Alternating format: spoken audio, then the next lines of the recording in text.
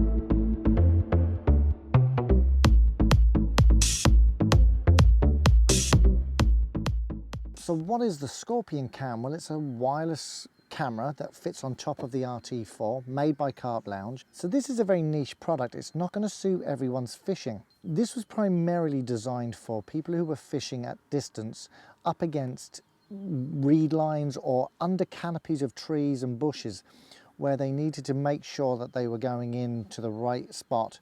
And because of the distance from the shore to the actual zone where they were fishing, or the far tree line, it meant that it was out of range visually. So that's what it was designed for, but it does actually have a couple of other really cool features that I use more so. On the top of the boat you get this battery cover that comes as standard, but this is a plug and play system. So what it is the actual cam system is fitted to a battery cover which is waterproof, and the way it connects to the batteries is a great system because it means it's plug and play. It doesn't have to be sent back to CarpLounge to be retrofitted. So how it works is the actual inside where the batteries are, they have a connector that bridges between the battery and the boat itself, so it draws the power from the battery whilst it's actually juicing the boat as well. Now I normally tend to fish my Scorpion Cam off the backup battery rather than the main battery.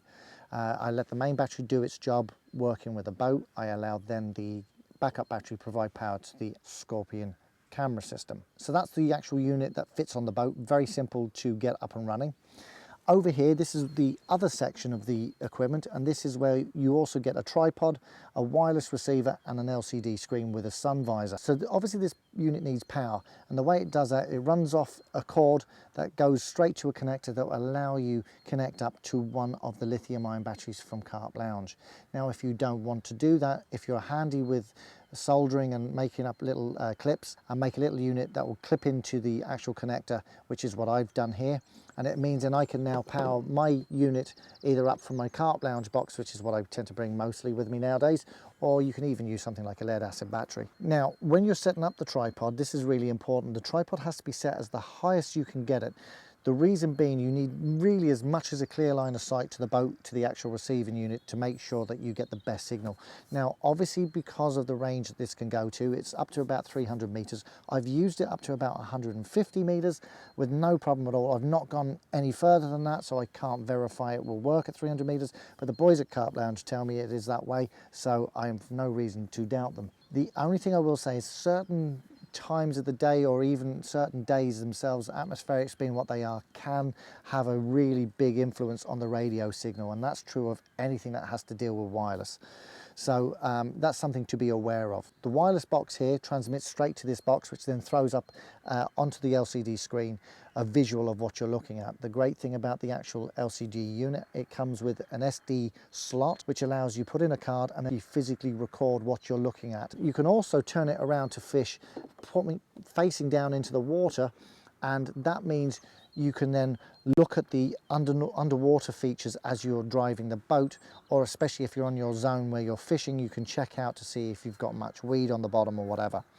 Now, there's a caveat to this. So this unit being a surface mounted camera will mean that it needs really, really good clarity water, gin clear water for it to work. It will work down to depths of about 11, 12 feet. That's the maximum I've tested. After that, I don't think you're going to see an awful lot. The sunnier the day, the better you'll see visually the bottom. Obviously, the more cloudy days, the light penetration is limited, and therefore you're not going to get great clarity, but you will still see most of what you need to see, but it won't be gin clear and very pin sharp on your LCD monitor. So we're looking to find holes in the weed, and because it's not too deep, I'm fishing on an average about around 7 or 8 feet. I'm able to pinpoint these holes in the weed. I'm able to present my bait in it. I can actually see my bait fall down out of the boat onto the spot. I can see the riggers presenting properly, and then I'm able to add my feed either via the actual hopper or my bait spiral. One of the other things I like to do with this particular unit is I can actually go back out with the boat, find the spot that I dropped my bait, and check to see if any of my free bait has been taken. If it has, then I'll just top up with a little bit more via the bait spirals, and if not, then I leave as is. If the bait is still there and it hasn't been touched, it means I know that I've not had any visits to the zone, and I can quietly maneuver the boat back out and leave it, keep fishing, and I won't be recasting my rods unnecessarily or repositioning my rods unnecessarily. So let's just run over the main attributes of the Scorpion Cam. Firstly, as I said, it's great for finding positions under structure and cover if you've got overhanging bushes, or you have a very specific point on a reed line that you want to put the bait. And also because if you're fishing a long distance, sometimes because of depth perception, you think you're very close to the actual spot, but you could be as much as 10 or 15 yards away and still not be quite there. The great thing about this system, it shows you exactly where you are towards that tree line or towards that reed line. Again, if you're looking to find underwater features, underwater spots, and you've got the particulars of a gin clear lake and it's shallow enough, then this is going to work dividends for you by putting it actually into the water. And as I said, it's a waterproof unit. It has LEDs around here. The new versions of the Scorpion Cam, this is a generation 1, the new Gen 2s have infrared LEDs and also a slightly different camera system in the actual head, which will allow you to use it at night as well, and it will come out where you can actually see what's on the bottom because of the way it's been set up. The last way you can use it, and it's again, this would be just as an addition, it's not something you'd buy the Scorpion Cam for, but if you're using bait spirals, sometimes at distance, and especially if you're letting out bait over a wide area to try and create a zone, you're never quite sure when you've sort of run out of bait out of your boat, and you don't know whether it's time to come in and top back up to go back out, or it's actually still bait to be put out.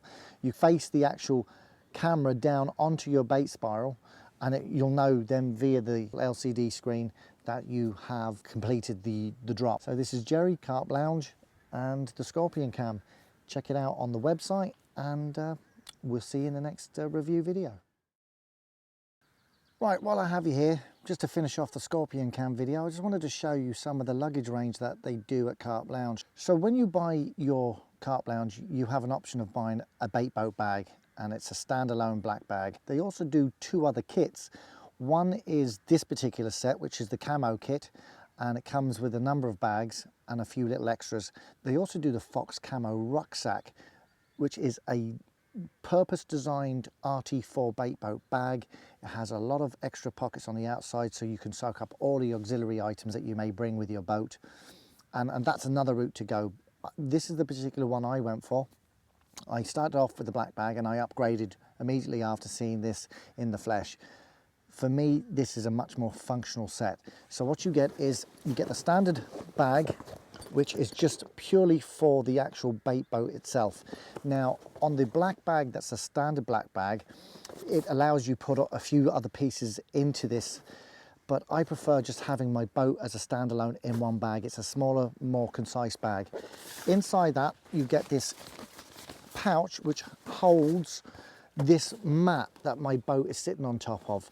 Now, you may not think that you need to have a protective mat for your bait boat. You don't really, but it's a nice little addition. If you're fishing on very gravelly swims, having a little protective mat for it to fit into is a nice little thing. It has pegging points so it won't blow away, and it allows your bait boat to sit on top. Now, on top of the bait boat here, the RT4 is covered with this camo slip-on sleeve. That's the rain cover. Now, the rain cover, again, you're covering up a bait boat that is waterproof, but to be honest with you, it's a nice little addition. It will keep your boat from getting soaking wet, so when you're ready to go and it stops raining, you can load up into a dry boat without any of the problems of having it wet. So that's the rain cover, that's the protective mat for it to sit on. They also have this smaller bag, and the smaller bag allows me just to basically put all my charging stuff inside. So I put in my main charger and my mains adapter, and that's that. So I know when I've got that, I've got some way of recharging my batteries. On the big bag here, this contains all my batteries, it contains my echo sounding unit, it contains my Scorpion camera, and it contains all my additional leads and aerials. So again, that I know if I've got my main boat in my bag, I have this big one which has all my batteries and auxiliary items in. I have my main charging bag, and then I obviously have these already inside the main bag. I know that those three items are with me. I'm good to go with my RT4. So quality wise, this stuff is awesome. The material used is a very, very strong Cordura kind of style material. It's the camo pattern I like anyway. I love anything kind of camo-y, but it's the build quality, the stitching, the zips, everything employed is first class. Now, I've abused this kit. I've thrown it around the place, I've thrown it into cars, I've picked it up, I've manhandled it, and to be honest with you, it's shown no sign of wear and tear. All of the pouches have waterproof bottoms to stop soakage going on while you're sitting it into a damp swim. And as I said, it's functional, it's effective, it's really well made, and most of all, it's protecting my equipment. You know yourself, the RT4 is not a cheap system, and you know, we want to look after it while we're on the bank, and this is what this kit does for me. Now, as I said, they've now brought out the new Fox range of bags that kind of mimic this system, but in a Fox camo, and they have a slightly different configuration, slightly different setup. So if that's your bag, then go for it. The standard black bag is a super bag as a standalone bag, but if you want more of a system in place and you want something neater and, dare I say, more tarty looking, then I'd check out this camo range on the website. Certainly worthy of the slight addition in cost to your whole system. You know, these bad boys need to be looked after, and this kit does it brilliantly. So, as I said, as a footnote, I just thought I'd show you and share you my view on the actual luggage range that's done by CarpLounge.